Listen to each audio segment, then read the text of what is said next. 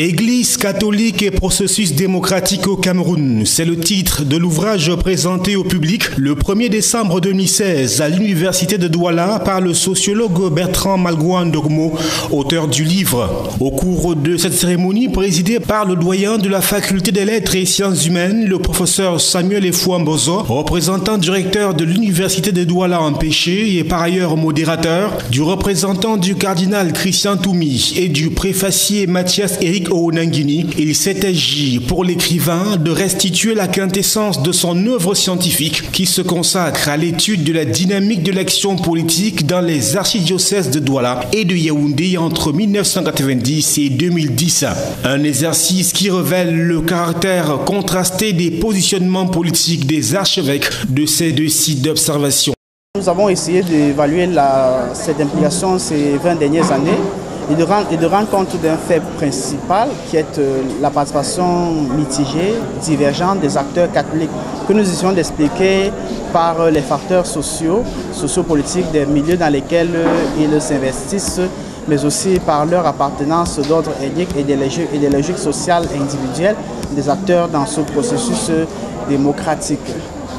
Dans cette volonté de cerner les significations des conduites et des pratiques des acteurs par rapport à la dynamique générale de la société dont l'État est le garant, il ressort que l'expression plurielle ou la participation différenciée des archidiocèses de Douala et de Yaoundé dans le processus démocratique au Cameroun est le produit d'une construction sociale elle-même tributaire des relations objectives et subjectives qui se nouent dans ces différents milieux. Des rapports qui peuvent parfois laisser croire à un conflit entre l'Église catholique et l'État, que non.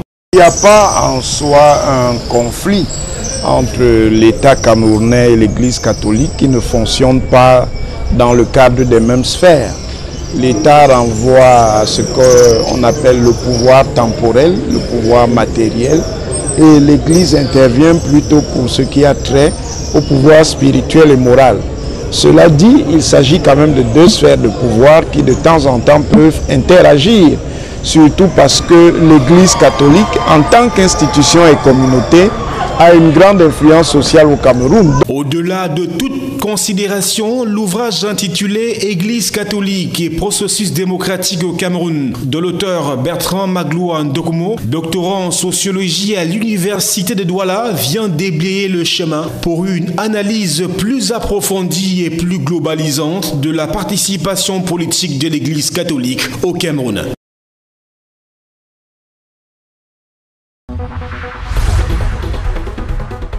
La commune de Bardonké, dans le département de la Benoué, a son budget pour l'exercice 2017. Le vote du dit budget a eu lieu dans la salle des actes de l'hôtel de ville de cet arrondissement, en présence du sous-préfet de l'arrondissement qui représentait le préfet empêché, l'ensemble des conseillers et les partenaires au développement. Désormais, les commandes de la municipalité de Bardonké sont entre les mains de Amadou Aboubakar, qui était jusqu'ici le premier adjoint au maire. Le budget présenté par ce dernier est passé comme une lettre à la poste. À l'unanimité, les conseillers de cette commune ont voté le budget équilibré en recettes et en dépenses à la somme de 320 millions de francs CFA. Il en ressort substantiellement qu'en 2016, le budget est en légère hausse de 4 500 000 francs CFA, soit un taux de 1,42% d'augmentation en valeur relative par rapport à l'exercice précédent. Ce taux bas est dû au manque de percepteurs. L'exécutif en place lors de ses travaux de session a eu le quitus des conseillers pour un recrutement en vue. Le conseil vient de me donner une délibération qui puisse me permettre de recruter 2 agents dans le cadre du gouvernement. D'abord, des instructions de la hiérarchie, nous avons essayé de voir avec Civipol pour essayer de décentraliser et créer des centres secondaires d'état civil. Il y en a une proposition qui est partie, nous avons 4 centres proposés. Et dans le budget de cette année, nous avons produit une enveloppe de 2,5 millions pour appuyer exclusivement le bureau d'état civil. Rien que dans l'acquisition des registres d'état civil et autres activités connexes relatives à l'état civil. Et nous avons au niveau du tribunal de première instance 2600 dossiers en instance que nous allons faire un effort pour finaliser avant la fin de l'année. Il faut noter que cette installation a eu lieu suite à la mort brusque du maire titulaire Ayatou Baka survenue la nuit du 5 au 6 février 2016. Selon l'article 70 de la loi numéro 2004/018 du 22 juillet 2004, 60 jours après le décès du maire, l'intérim est assuré par un adjoint suivant l'ordre de préséance ou à défaut par l'un des conseillers le plus âgé.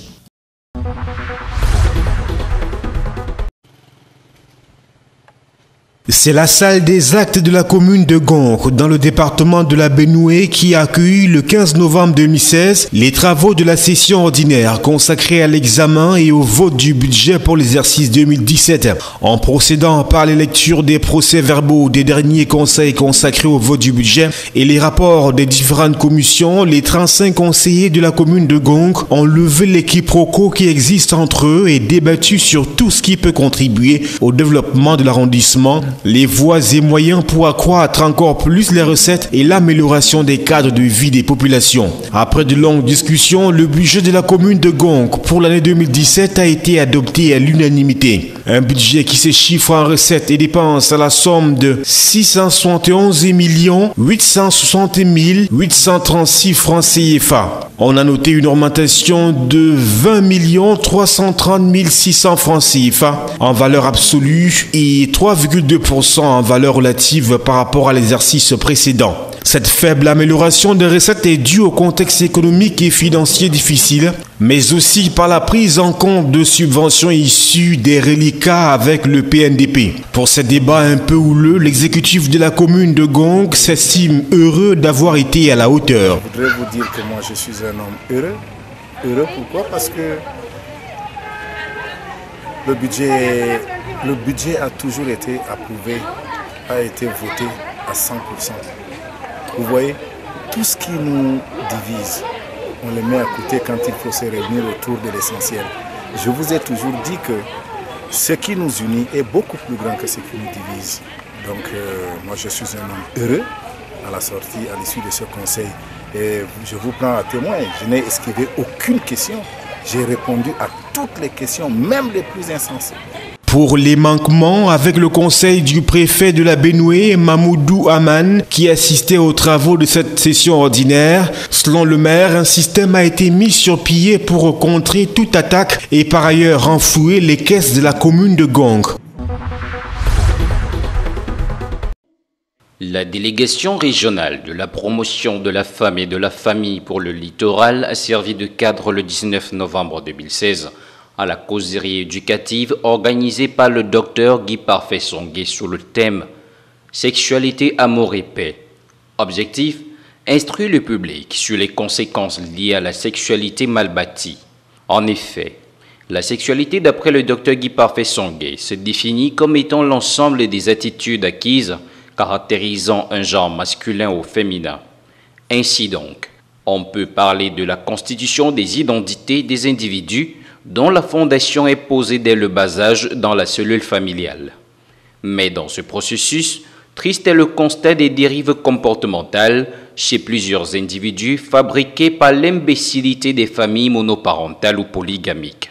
C'est ainsi qu'il n'est pas rare de rencontrer des femmes bâties dans une peau masculine et vice-versa, un véritable gâchis dont la responsabilité incombe aux parents. Toujours dans ce volet social, on notera que la prétention de l'égalité des genres et des nombreuses dérives dans les relations conjugales sont des preuves évidentes d'une éducation sexuelle ratée. Quand on parle de sexualité, il s'agit d'abord d'identité. Qui est-ce qu'on est véritablement? Identité sur le plan spirituel, identité sur le plan mental.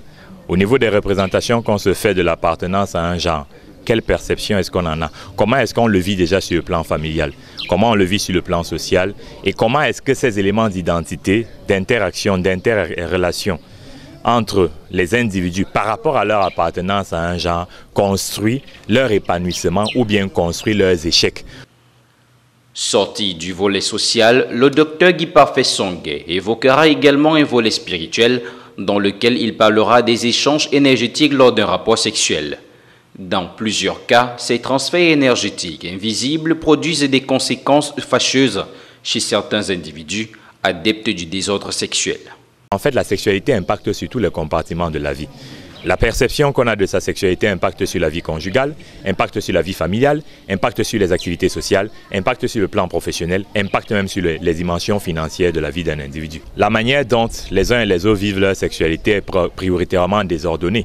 Mais beaucoup de gens voient leur vie bloquée à cause de ce qu'ils n'ont pas compris que sexuellement, ils se sont engagés dans des relations qui ont verrouillé leur vie, dans lesquelles ils ont eu à perdre pratiquement des grâces qui leur étaient spéciales, des étoiles qui étaient les leurs, ou même encore le mariage, le travail et plein d'autres opportunités, à cause de ce qu'ils ont eu à vivre dans le plan sexuel. L'exposé de l'homme public s'est étalé sur plus de 3 heures d'horloge, à la grande satisfaction de l'auditoire. Il s'agit des séances d'éducation, d'orientation et de réorientation du public qui se tiennent tous les mois sur des thèmes différents.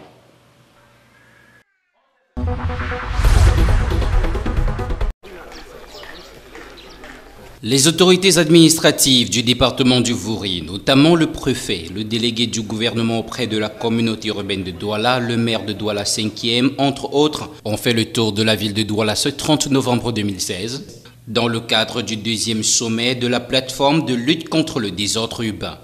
Un premier arrêt à Oyak, lieu dit pont blanchisseur. Ici, les travaux de construction du site de recasement des commerçants des planches et menuisiers du marché Congo avancent à grand galop.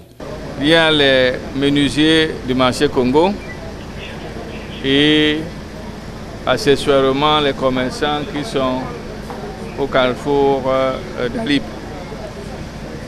Pour ce qui est des menuisiers du marché Congo, et contrairement à ce que l'on peut croire, c'est parce que les travaux du marché Congo vont être de plus en plus accélérés. Il fallait donc qu'on les délocalise. On a donc trouvé ce site de pont blanchisseur, site très marécageux et qui nous a pris beaucoup de temps et des moyens pour l'assécher. Second arrêt, point de stationnement des camions à Bonamoussadi. Les camionneurs occupant le domaine privé de la mairie ont été sommés de déguerpir et se trouver un autre site. Pour ce faire, ils doivent dialoguer avec la mairie. Troisième arrêt, opération de démolition des constructions anarchiques à Makepe-Misoke, le long du Gringongé.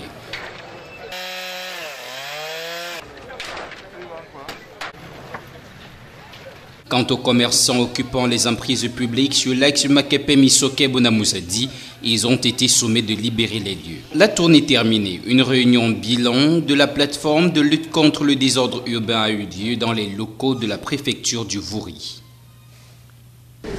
Je peux affirmer que ce bilan est positif. Il est positif par rapport aux objectifs qu'on s'était fixés en début d'exercice. Il fallait qu'il y ait un renforcement des ressources. On a renforcé les ressources financières, nous avons renforcé les ressources matérielles. Vous avez vu, on a réceptionné des engins, on a réceptionné des sabots et autres. Et il fallait renforcer les ressources humaines. Les mairies d'arrondissement et la communauté urbaine ne doivent pas avoir d'antagonisme d'action. Et vous avez vu que quand la synergie a commencé à se faire sentir, on élimine le maximum de malins possibles qui jonglaient entre le maire et le délégué du gouvernement.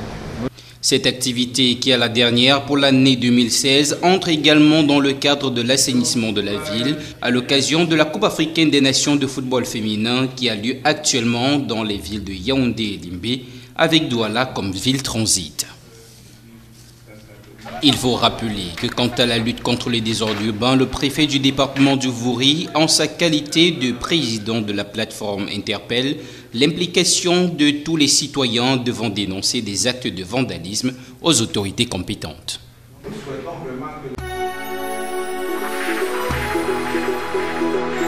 Thank you.